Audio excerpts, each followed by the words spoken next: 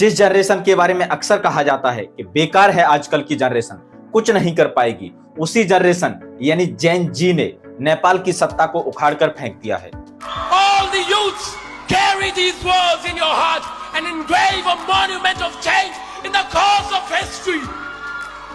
Nepal is ours and its future is in our hands. Jai Yuva, Jai Nepal! Nepal के प्रधानमंत्री KP Sharma Oli को इस्तीफा देकर भागना पड़ा। वहां के वित्त मंत्री को लोगों ने सड़कों पर नंगा करके पीटा है। सभी नेताओं में डर का माहौल है और वहीं पर प्रधानमंत्री सहित सरकार के सभी बड़े मंत्रियों ने इस्तीफा दे दिया और देश छोड़कर भाग गए। देखते ही देखते नेपाल में यह आंदोलन इतना बड़ा हो गया कि लोगों ने पार्लियामेंट्री हाउस, मीडिया हाउस और यहां तक कि प्रधानमंत्री के निजी और सरकारी सभी आवासों में आग लगा दी।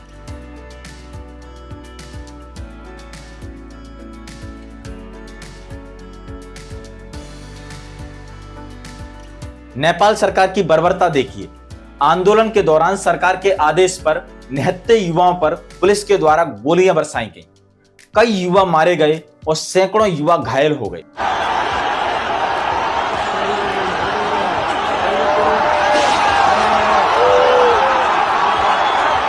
अब सवाल ये उठता है कि नेपाल में आखिर ऐसा क्यों हुआ? आखिर नेपाल के युवाओं के अंदर ऐसी कौन सी ज्वाला धधकने लगी कि नेपाल के आंदोलन ने इतना बड़ा रूप ले लिया? और इस आंदोलन का भारत और पूरी दुनिया पर कैसे असर पड़ेगा, पूरा विस्तार से समझेंगे आज के इस वीडियो में।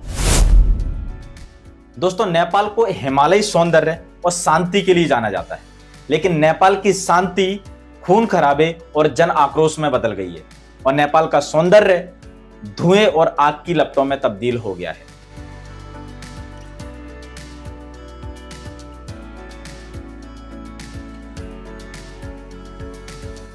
आठ सितंबर 2025 को नेपाल की राजधानी काठमांडू में हजारों लोगों की भीड़ इकट्ठी हुई थी आंदोलन करने के लिए। इनमें सबसे ज्यादा जनसंख्या 20 से 25 साल के युवाओं की थी, जिन्हें जेन जी कहा जाता है। किसी ने स्कूल की यूनिफॉर्म पहनी हुई थी तो किसी ने कॉलेज की। इस आंदोलन को हामी नेपाल नाम के एक एनजीओ ने शुरू किया था। इसमें युवा काठमांडू के बीच में स्थित एक स्मारक माइती घर मंडल से पार्लियामेंट की तरफ मार्च कर रहे थे। ये आंदोलन पूरी तरह से अहिंसक और शांतिप्रिय था, लेकिन सरकार के द्वारा पुलिस को तैनात किया जाता है युवाओं को रोकने के लिए।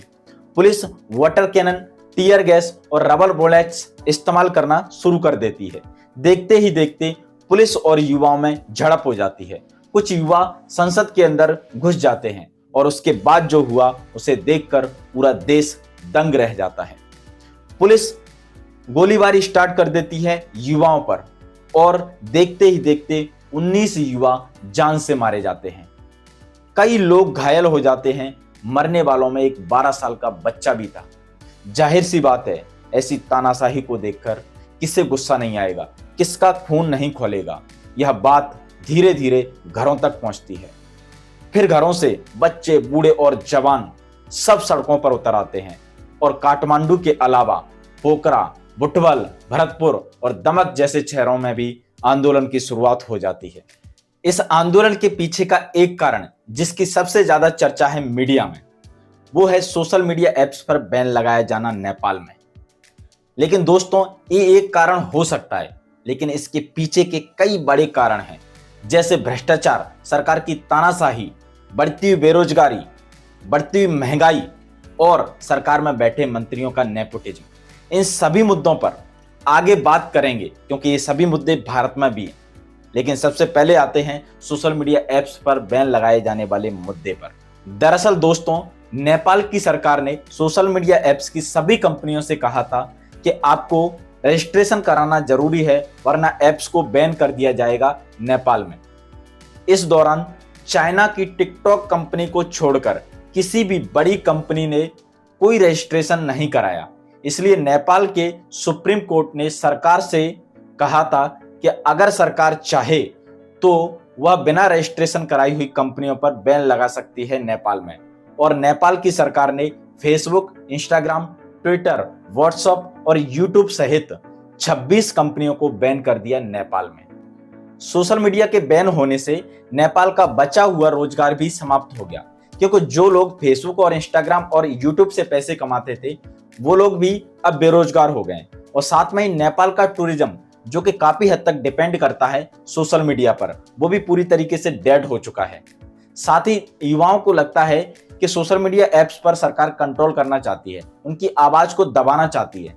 सोशल मीडिया पर सरकार का भ्रष्टाचार, मंत्रियों का नेपोटिज्म और नेताओं के बच्चों की लग्जरी लाइफस्टाइल का खुलासा हो रहा था। युवाओं का कहना था कि मंत्रियों के बच्चे, नेताओं के बच्चे विदेश में पढ़ते हैं, लग्जरी लाइफ जीते हैं, और हम युवा यहाँ पर बेरोजगार, रोजगार की तलाश में सड़कों पर भटकते हैं। अब ये नहीं चलेगा।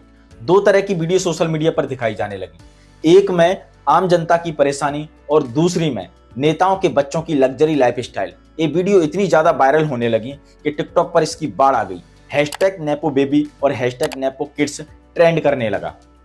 आंदोलन के दौरान पोस्टरों पर लिखा गया कि अमीरों के बच्चे और नेताओं के बच्चे गुची के बैग लेकर विदेश से वापस लौटते हैं और आम जनता के बच्चे ताबूतों में उनकी लाशें लौटती हैं। बेरोजगारी इतनी बढ़ गई है कि यहाँ के लोगों को नौकरी के लिए दूसरे देशों में माइग्रेट करना पड़ रहा है। हजारों लोग तो केवल पैसे के लिए रूस और यूक्रेन के युद्ध में लड़ने के लिए चले गए। जी हाँ दोस्तों, आपने सही सुना है। फरवरी 2024 तक 15,000 नेपाली लोगों ने रूस की सेना ज्वाइन कर ली है और रूस ने इन्हें कुछ ही दिन की ट्रेनिंग देकर फर्स्ट लाइन में लड़ने के लिए, मरने के लिए छोड़ दिया है। लेकिन लोगों को पता है, जान दाव लगाकर फिर भी वो उस नौकरी को कर रहे हैं। क्यों? क्योंकि नेपाल में रोजगार नहीं है।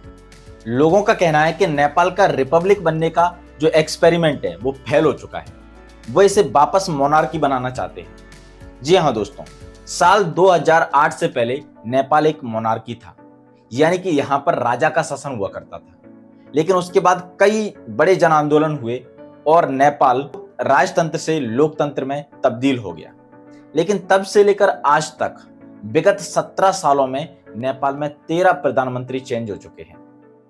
लोग कुर्सी की इस खींचातानी से काफी त्रस्त हो चुके हैं।